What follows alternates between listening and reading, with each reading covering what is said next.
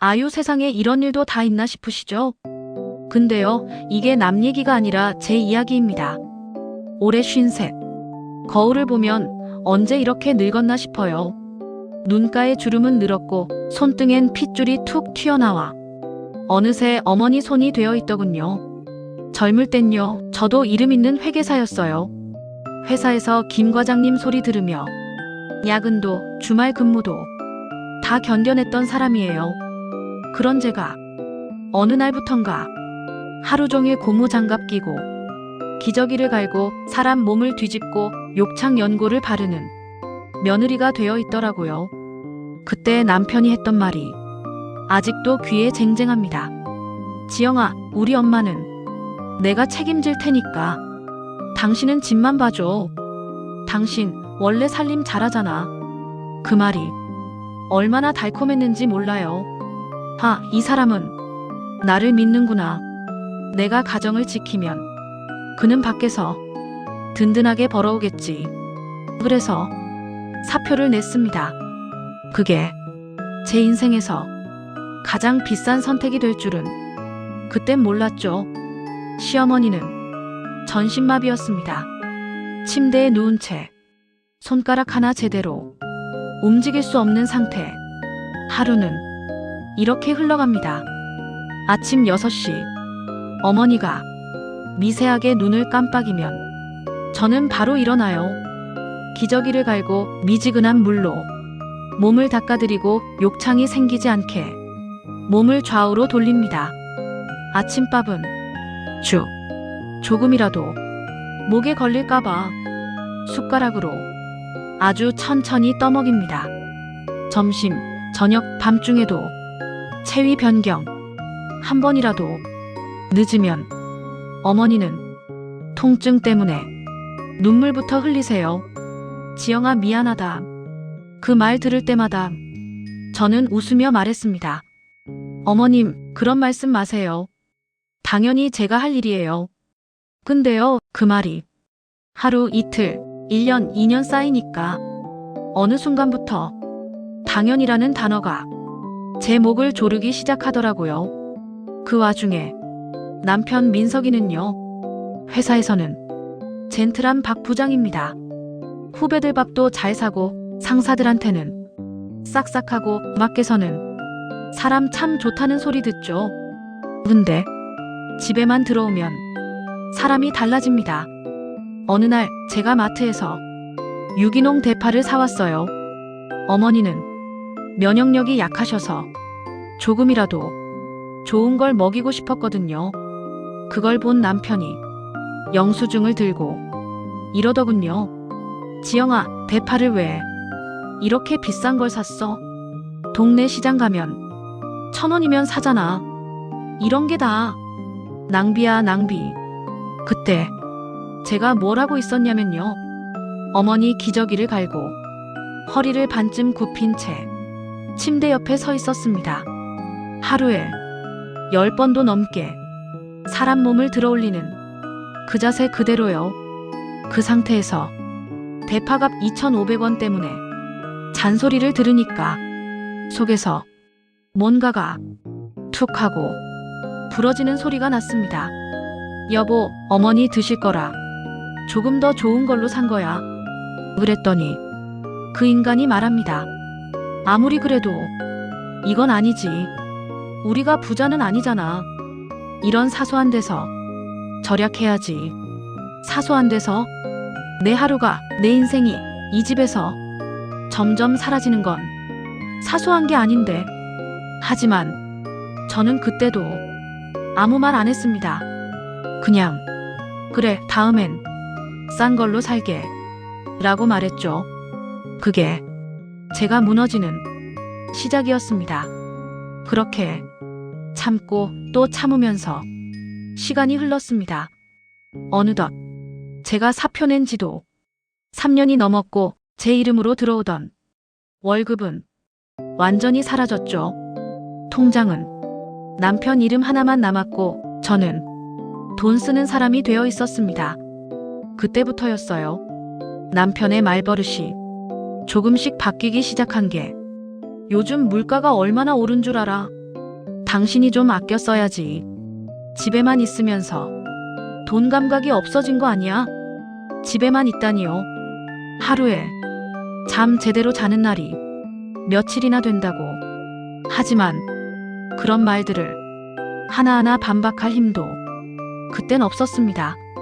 몸이 먼저 망가졌거든요.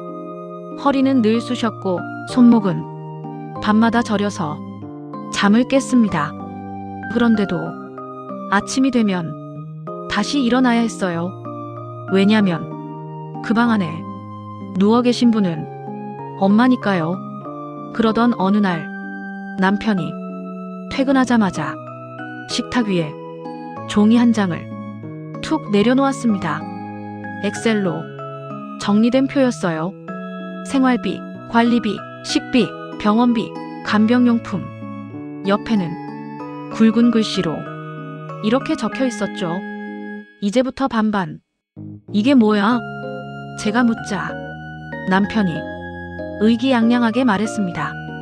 우리도 이제 민주적으로 가자. 생활비도 관리비도 엄마 병원비도 전부 반반이야.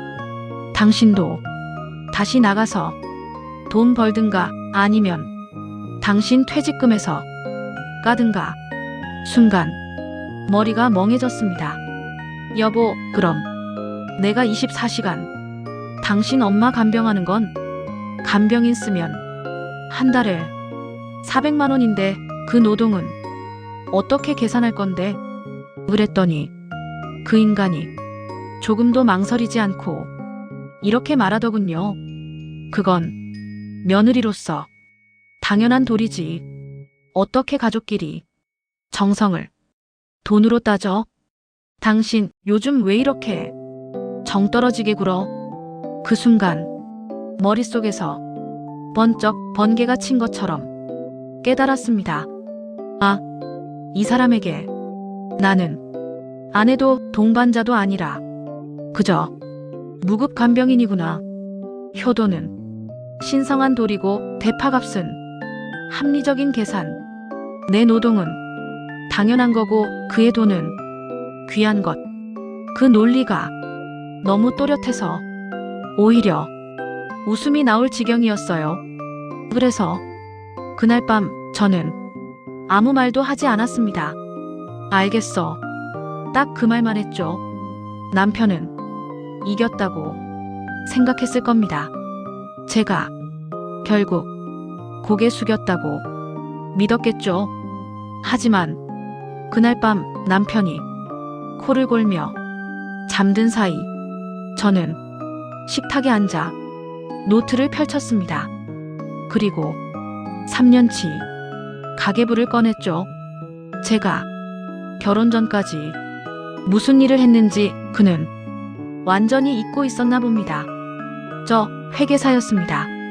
저는 그날 새벽까지 간병 시간, 야간 수당, 특수 노동, 감정 노동, 휴일 근무 전부 시급으로 환산했습니다. 며느리의 정성이라는 이름으로 사라져버린 제 시간을 하나하나 돈으로 바꿨습니다. 그리고 마지막 줄에 이 숫자를 적었습니다. 2억 1,400만 원. 그 숫자를 보는 순간 이상하게도 눈물이 나지 않더군요. 대신 아주 조용하게 이 생각이 들었습니다. 아, 이제 나는 나를 계산해도 되는구나. 그때 결심했습니다. 나는 더 이상 이 집이 가구가 되지 않겠다고.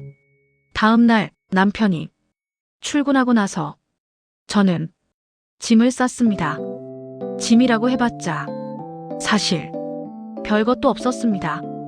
몇 벌의 옷, 속옷, 세면도구, 그리고 제 통장과 신분증. 이 집에서 3년을 살았는데 내 것이라고 부를 수 있는 게 그것뿐이더군요. 마지막으로 시어머니 방에 들어갔습니다.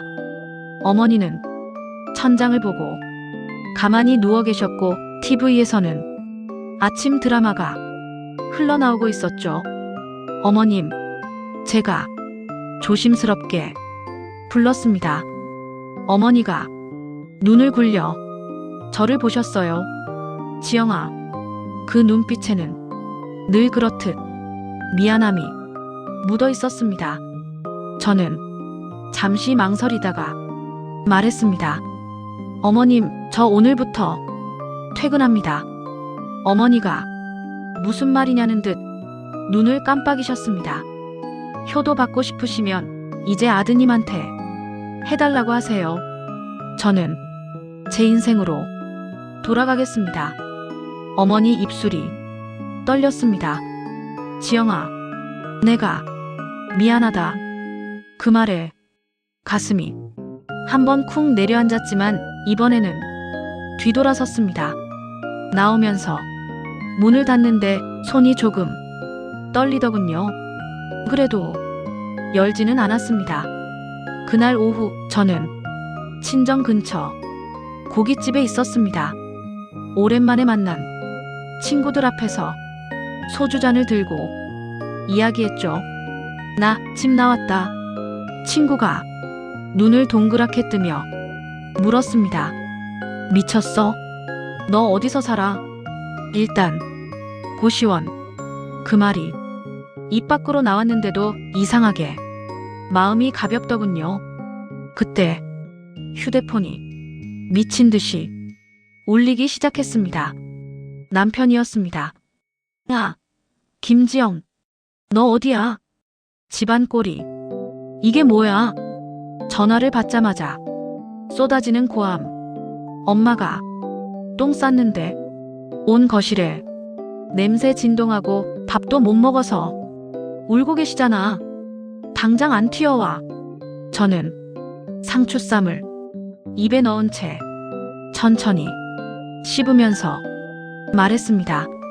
어머 여보, 나 오늘부터 경제적 독립 했잖아. 내 몫에 생활비 벌러 취업 준비 중이야. 너 지금 장난해? 아니, 당신이 원하던 거잖아. 더치페이 반반. 잠시 말이 막히더니 그가 소리쳤습니다. 그럼 엄마는 어떻게 하라고? 저는 조용히 대답했습니다.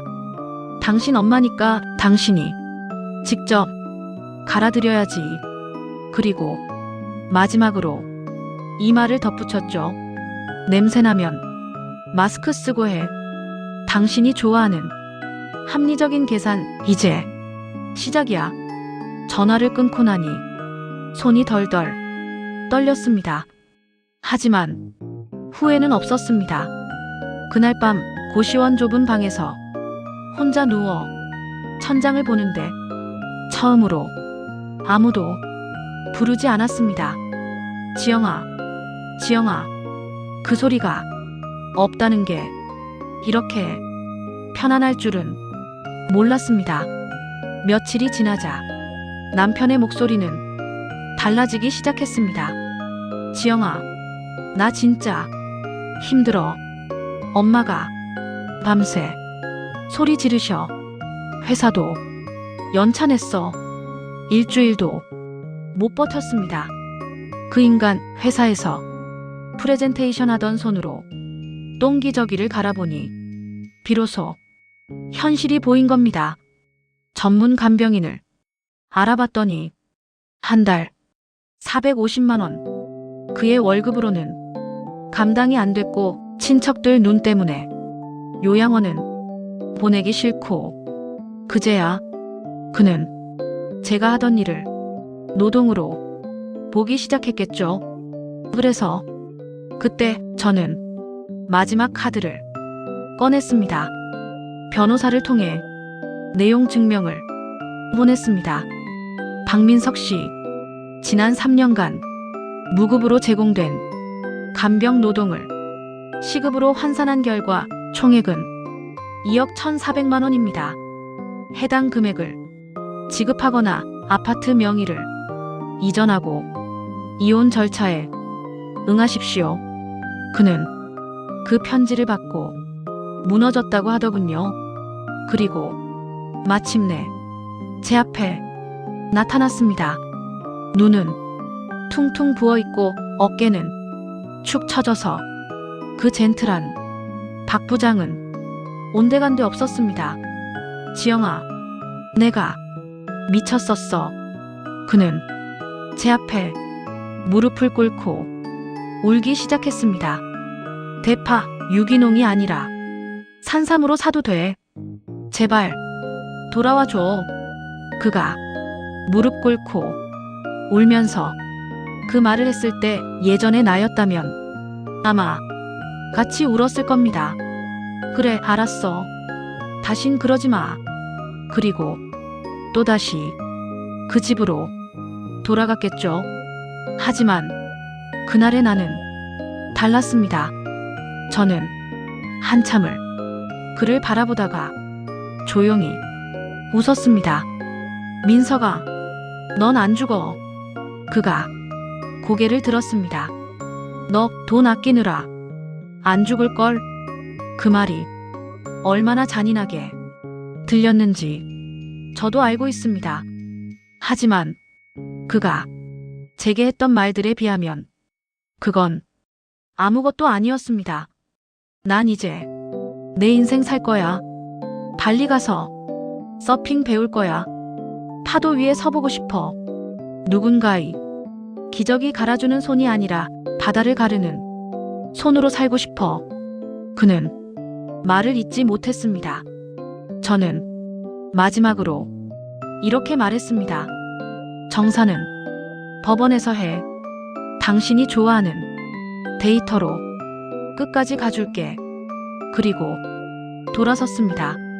그날 이후 저는 다시 공부를 시작했습니다.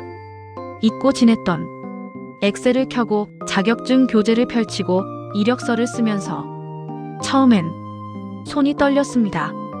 내가 다시 일할 수 있을까? 그런데요, 신기하게도 숫자를 보고 있으면 제가 조금씩 돌아오는 느낌이 들었습니다. 아, 나 이런 사람이었지.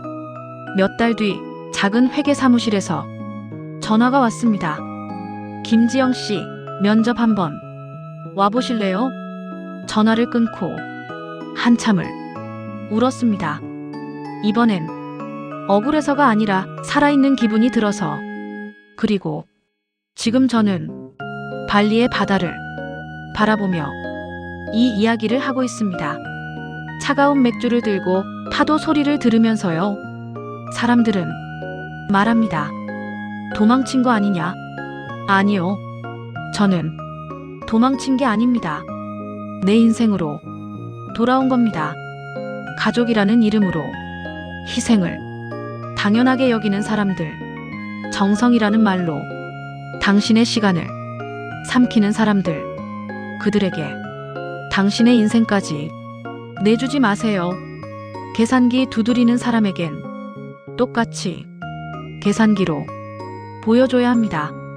그래야 비로소 사람 대접을 합니다. 이 이야기가 조금이라도 속 시원하셨다면 당신도 이미 변화를 원하고 계신 겁니다. 당신의 인생은 누군가의 의무가 아닙니다. 당신의 것입니다. 다음 이야기에서도 더 뜨겁고 더 솔직한 사연으로 찾아오겠습니다. 지금 이 순간 당신이 당신 편이 되기를, 그게 가장 먼저 해야 할 효도입니다.